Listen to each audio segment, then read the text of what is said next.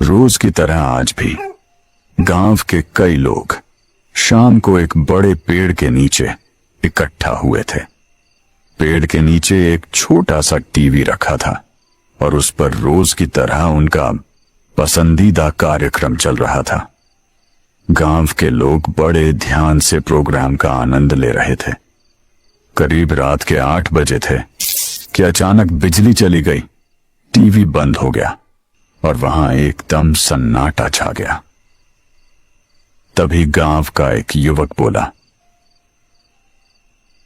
अरे रामू काका, ये बत्ती तो गुल हो गई, अब क्या करें? रुक जा बेटा, थोड़ी देर इंतजार कर लेते हैं, शायद बिजली आ जाए। अरे काका, बत्ती तो आने में कम से कम 1 घंटा लग जाएगा, तब तक आप ही कोई कहानी सुना दीजिए ना। हाँ काका, प्लीज कोई कहानी सुनाइए, नहीं तो बत्ती का इंतजार करते करते नींद आ जाएगी। ठीक है, बताओ कौन सी कहानी सुननी है? परियों वाली, भूत वाली या फिर राजा रानी की? काका, इतने अच्छे मौसम में तो हमें भूत की कहानी सुननी है। तो सुनो, ये कहानी है एक छोटे से शहर में एक परिवार का, जिसमें राजेश, उसकी बीवी सुनीता और उनके 2 बच्चे आरव और पिंकी रहते थे। राजेश एक सेठ के यहां काम किया करता था, लेकिन सेठ का काम मंदा होने के कारण मालिक ने बहुत से लोगों को काम से निकाल दिया, जिसमें एक राजेश भी था।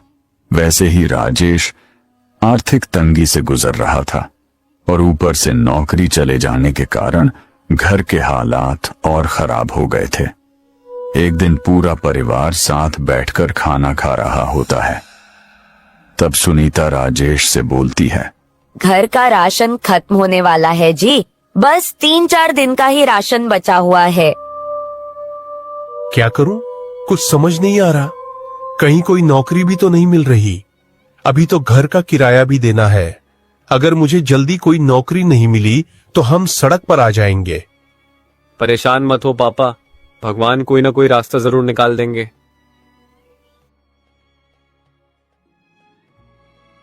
अगले ही दिन सुबह पड़ोस की एक औरत राजेश के घर आती है। सब लोग उनको प्यार से मौसी बुलाते थे।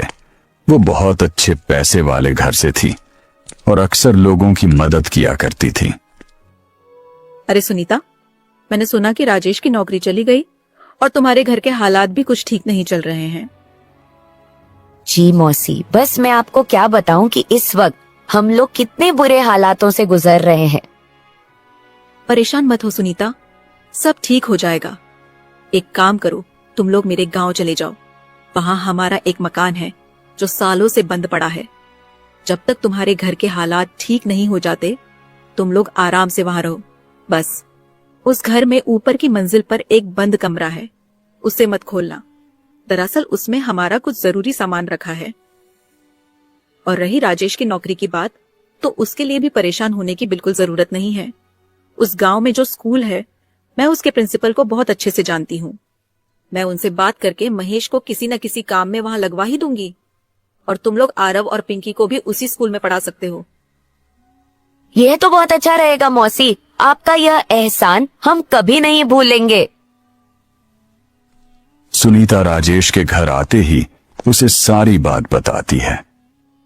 राजेश की खुशी का तो कोई ठिकाना ही नहीं रहता। ऐसा लग रहा था मानो जैसे जादू से पल भर में उनकी सारी मुश्किलें छूमंतर हो गई हों। पर वह इस बात से बिल्कुल अनजान था कि उनकी मुश्किलें तो उनका कहीं और इंतजार कर रही हैं। सुनीता, तुम आज ही सारा जरूरी सामान बांध लो, हम कल सुबह ही निकल जाएंगे। अगले दिन सुबह पूरा परिवार गांव के लिए निकल जाते हैं। गांव पहुंचते पहुंचते उनको शाम हो जाती है। गांव पहुंचकर राजेश बताए हुए एड्रेस को ढूंढने लगा। तभी उसे एक आदमी मिलता है। भाई साहब, जरा ये पता तो बताना, दरअसल हम लोग इस गांव में नए हैं तो हमें यहाँ का कुछ नहीं पता। तुम लोग यहाँ क्यों जा रहे हो? क्या तुम लोगों को नहीं पता कि यह घर सालों से बंद पड़ा है और बंद घरों में अक्सर भूत अपना डेरा जमा लेते हैं? भूत भूत कुछ नहीं होता भाई, तुम तो बस मुझे यह पता बता दो कि कहाँ पड़ेगा। हम लोग बहुत दूर से आए हैं, बहुत थक गए हैं। ठीक है, मुझे क्या, जब तुम्हें ही अपनी और अपने परिवार की कोई फिक्र नहीं है तो ऐसा करो, तुम यहां से सीधे चले जाओ और वहां से बाईं तरफ मुड़ जाना। बस वहीं एक पीपल का पेड़ है जिसके बिल्कुल सामने ही वह घर है। राजेश अपने परिवार के साथ उस घर तक पहुंच जाता है।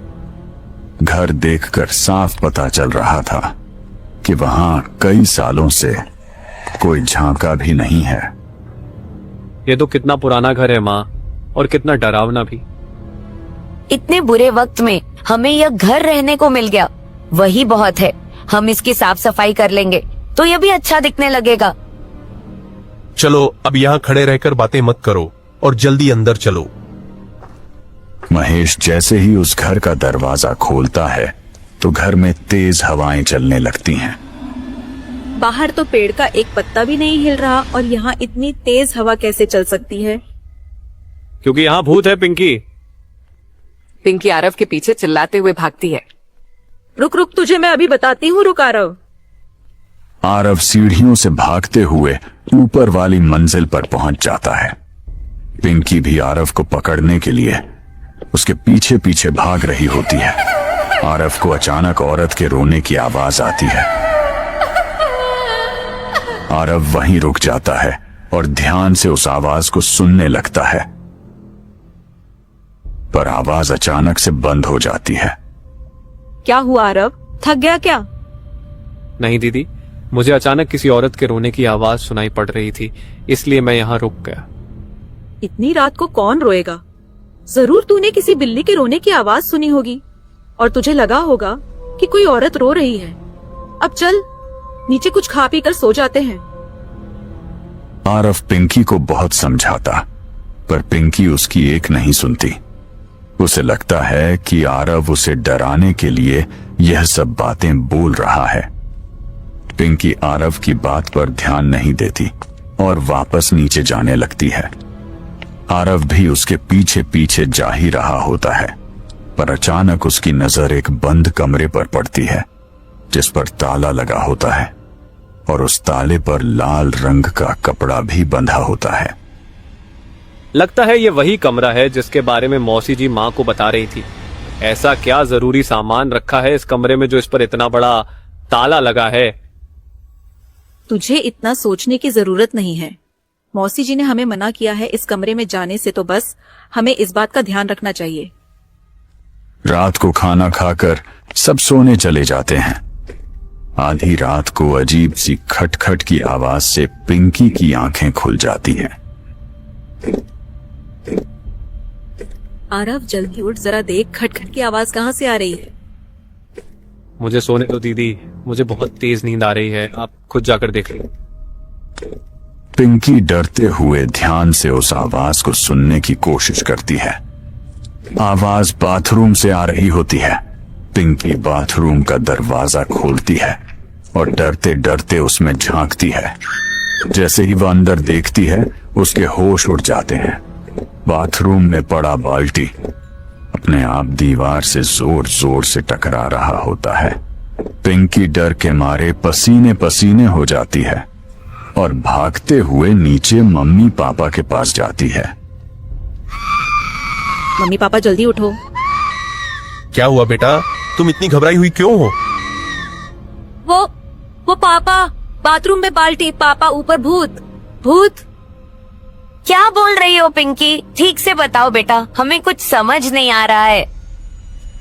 तभी आरव भी जग जाता है। पापा वो ऊपर बाथरूम में बाल्टी अपने आप दीवार से जोर जोर से टकरा रहा था। यह तुम्हारा वहम है बस, और कुछ नहीं। चलो अपने बेड पे आराम से सो जाओ। जब कल सुबह उठोगे तो सब बुरे सपने की तरह खुद ही भूल जाओगे। पिंकी और आरव अपने बेड पे सोने चले जाते हैं। 2-3 दिन तक सब कुछ ठीक रहता है, पर अचानक एक रात पिंकी को किसी के रोने की आवाज आती है।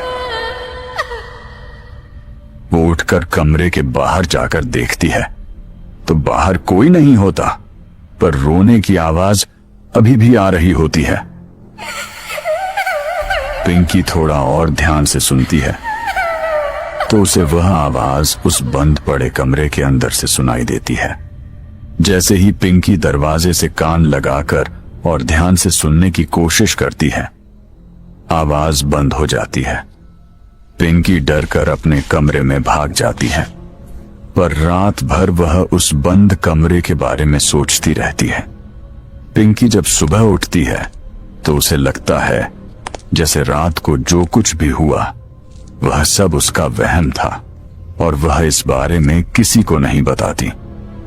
एक दिन आरव उस बंद कमरे के बाहर बॉल से खेल रहा होता है। वो उस कमरे में झांकने की कोशिश करता है, पर कुछ दिखाई नहीं देता। रात को सब सो रहे होते हैं। तब आरव के दिमाग में बंद कमरा घूम रहा होता है। वह उस बंद कमरे के बाहर जाता है। मैं इस ताले को कैसे खोलूं? मैं कुछ देखता हूं जिससे मैं यह ताला तोड़ सकूं। आरव तुरंत एक हथौड़ी ढूंढ कर लाता है और उस ताले को तोड़ देता है। जैसे ही वो उस कमरे की दरवाजा खोलता है, उसे पीछे से किसी के आने की आहट आती है। दरअसल पिंकी हथौड़े की आवाज से उठकर बाहर आ जाती है।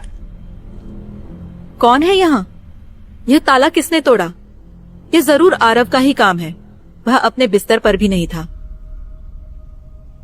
पिंकी से रहा नहीं जाता और वह कमरे के अंदर झांकती है। उसको तभी एक झटका सा लगता है जैसे उसके अंदर किसी की आत्मा घुस गई हो।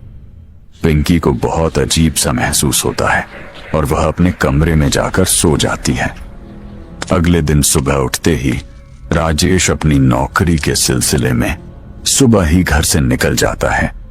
पिंकी घर की सफाई में अपनी मां का हाथ बटाने लगती है और आरव आंगन की सफाई करने बाहर चला जाता है। पिंकी का बर्ताव कुछ अलग सा होता है।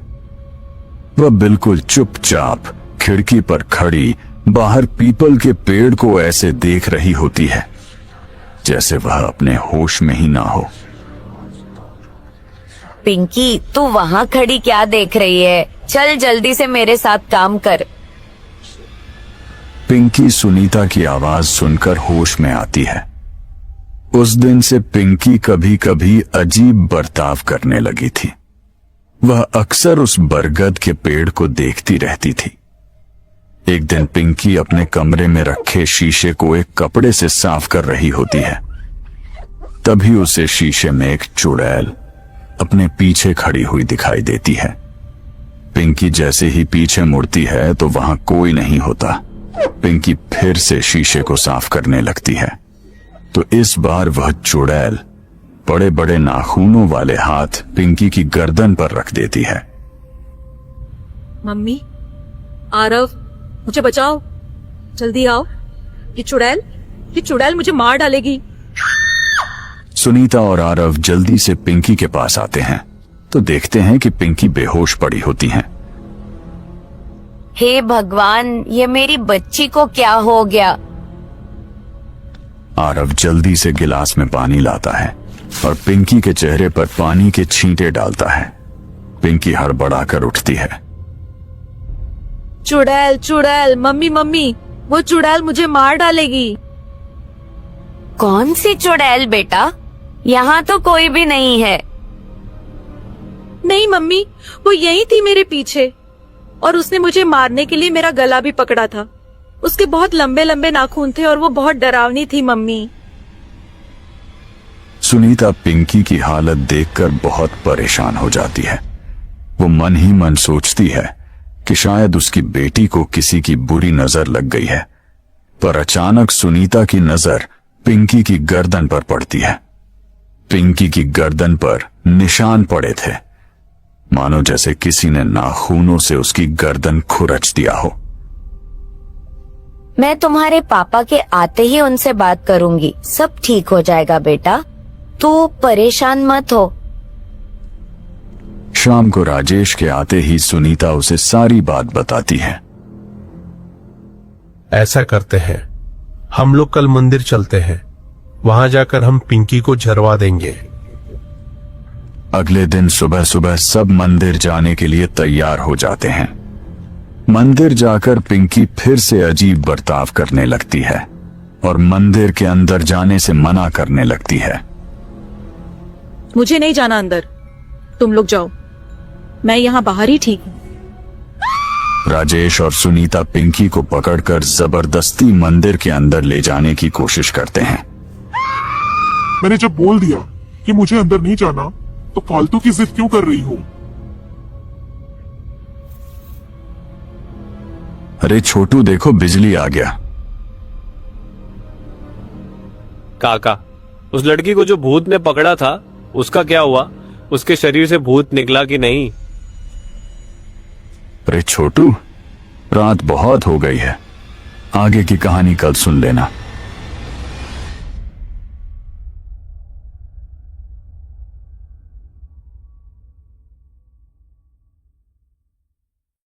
दोस्तों, अगर आपको ये स्टोरी पसंद आई हो तो इस वीडियो को लाइक और शेयर जरूर कर दें। एंटरटेनमेंट यूट्यूब चैनल और फेसबुक पेज को भी सब्सक्राइब और फॉलो जरूर कर लेना।